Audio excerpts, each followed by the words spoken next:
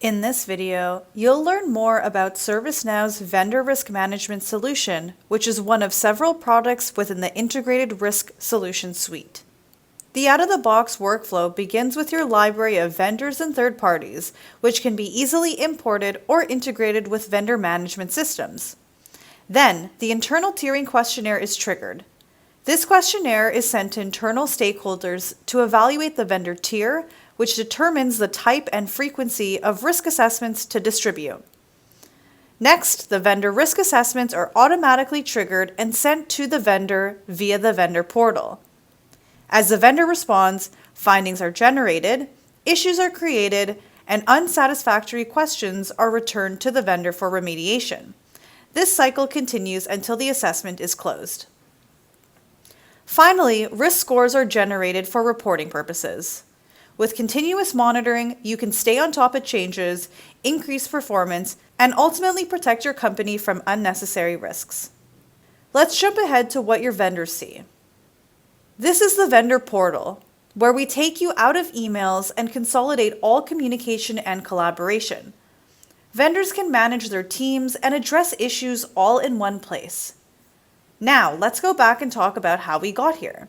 This is the Vendor Risk Management workspace, where your core vendor risk users will be able to manage their program. The dynamic homepage dashboard gives you an overview of your vendor risk program and can be configured to your reporting needs. Out of the box, you can see details on the state of the vendors and suppliers you do business with.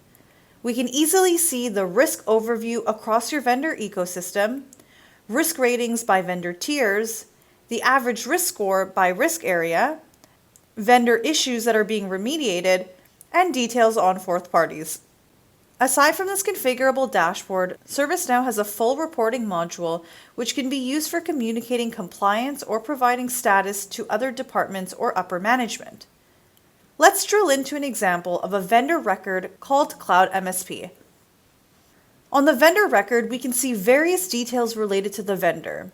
At the top, we see some standard information related to Cloud MSP. For example, we can see the risk rating, rank tier, who the vendor manager and business owners are, and the status of the vendor. The Vendor Risk Overview tab provides a visual summary on the risk ratings and tracking reports on assessments, issues, and tasks.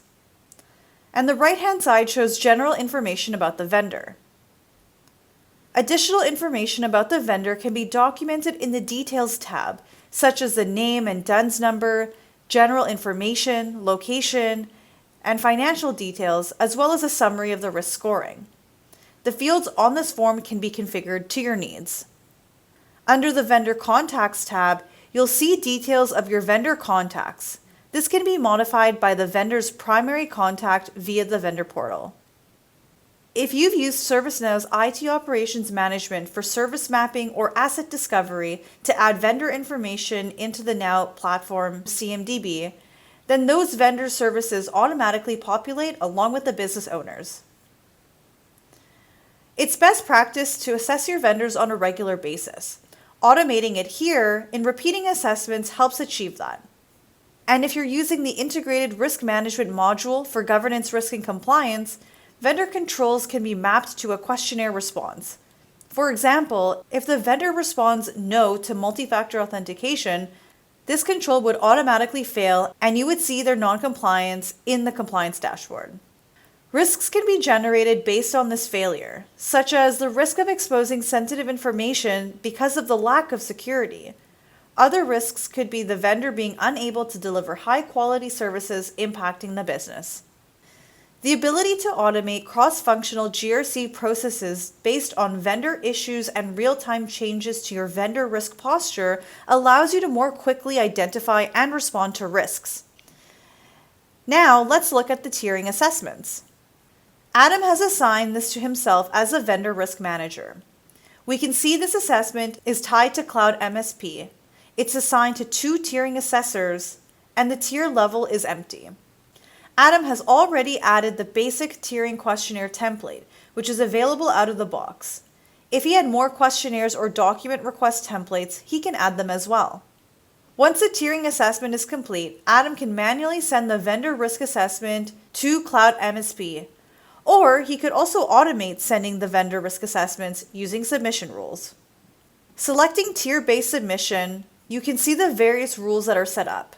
Looking at the high submission rule, you can see that when the vendor gets assigned as high tier, the high risk vendor risk assessment template will be used.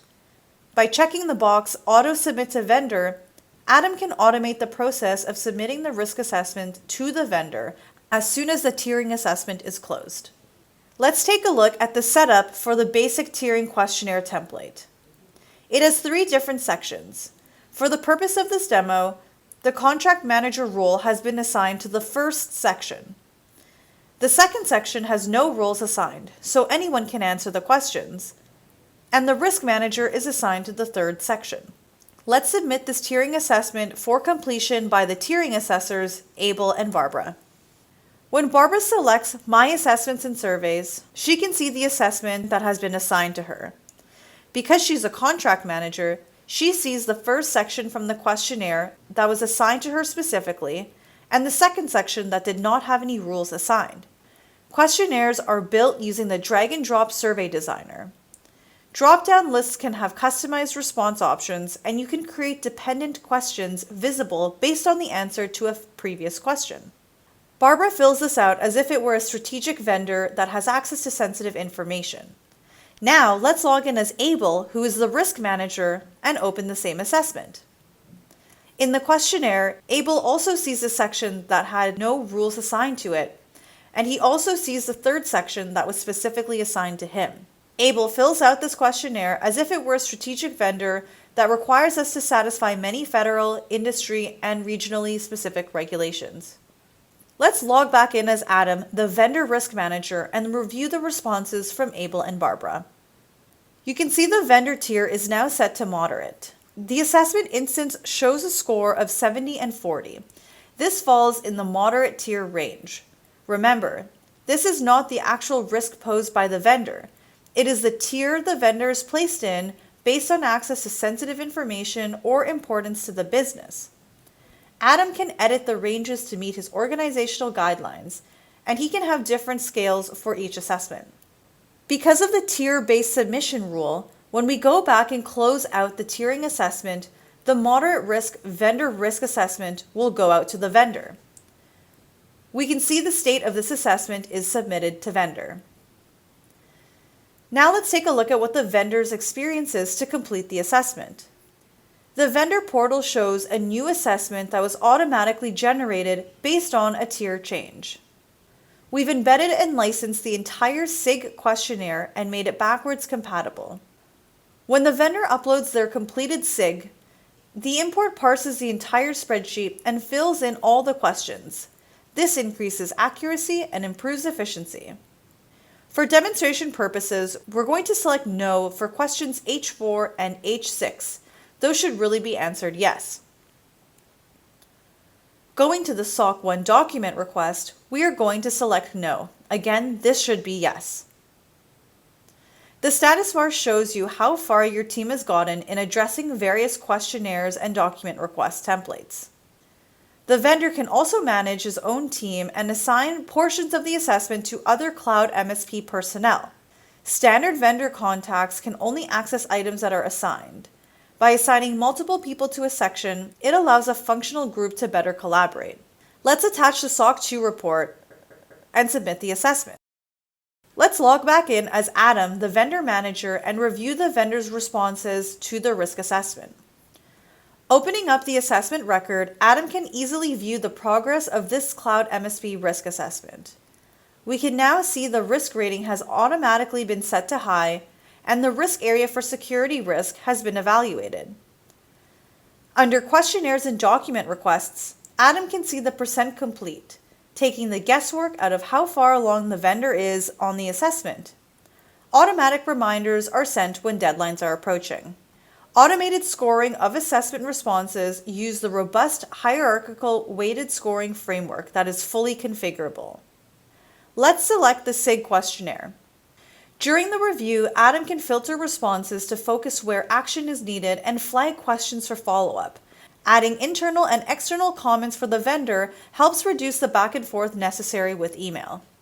By checking to include this question when creating an issue, Adam can easily consolidate many questions under one issue. Use the Create Issue button at the top to manually generate an issue. Because we have questions that still must be addressed, Adam is going to return this questionnaire to the vendor after adding a comment to help clarify and speed response. The questionnaire is now marked as return. Issues can also be automatically generated based on insufficient or incorrect responses using issue generation rules. Looking at the SOC 1 questionnaire in this assessment, the risk rating was automatically calculated as high due to the lack of a report. Adam provides a comment and returns it to the vendor. Issues and tasks are created in real time before the assessment is closed. We're marking these with the recommendation of vendor to remediate. If we were to mark it as accept, the assumption is that we would be creating an exception for this non-compliance. Controls that are accepted remain in a non-compliant state until the control is addressed. In this way, the issue can be used to document observations during audits. In the vendor portal, the vendor contact will see the assessment has been returned.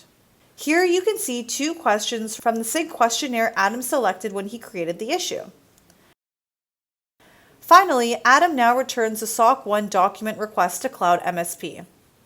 Under Issues, you can see the real-time communication stream used to communicate between the vendor manager and the vendor contact to achieve closure on non-compliance. This message that Chad just typed will already be visible for Adam to see in his view. Chad can now resubmit. Back in Adam's view, the vendor manager, Adam can see that the vendor has responded with the SOC 1 report and the risk rating has gone down to just moderate. He can look under Issues to see the communications thread. Adam can add work notes for himself or his team, or can make comments visible to Chad and Cloud MSP. Back on the vendor portal, Chad sees Adam's response to his questions. This will continue until Adam finalizes with the vendor and closes the assessment. Accurately tiering, continuously monitoring, and properly assessing your vendors reduces your risk of a breach or non-compliance. If you'd like to learn more, please visit our product pages on ServiceNow.com.